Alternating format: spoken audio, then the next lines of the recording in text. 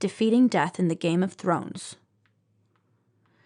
When you play the Game of Thrones, you win or you die. There is no middle ground. That was said by Cersei Lannister. Well, I beg to differ slightly. Throughout the journey of life, we endure ups and downs, but ultimately it's how hard we try to defeat our faults, trials, enemies, and circumstances in general that make a difference. Sorry, Yoda.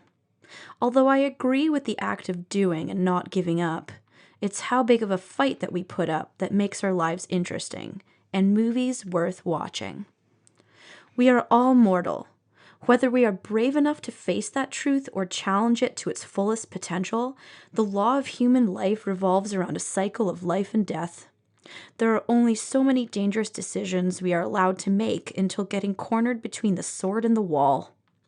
This raw attitude is part of what makes George R.R. Martin's series Game of Thrones so wildly successful and intriguing.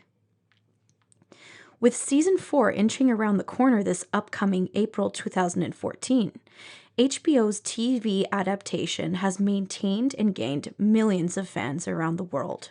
At any cost, it's only natural to want to root for the hero and wish just an end to those who do evil works. It's vital to note that no one, big or small, is safe or exempt from the game of fate directed by their individual choices, whether selfish or selfless. During our lives, we each encounter our share of struggles and defeats. However, it is how we surmount any hardship that makes us stronger in the end. For this same reason, any story maintains its grip of attraction.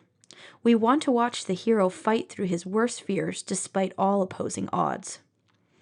So why then is death so addicting in Game of Thrones? Aside from any other of its kind, this is one of the first series in which even popular main characters can go at any moment. When taking a closer look, one person's act can purposely or accidentally throw off the whole course of the future, turning it into an entirely different landscape, kind of like chess.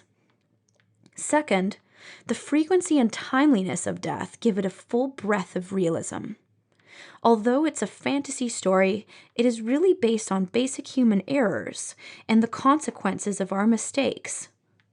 Whether the product is for good or evil, only time will set the score or a more cunning leader to step in and rule the game.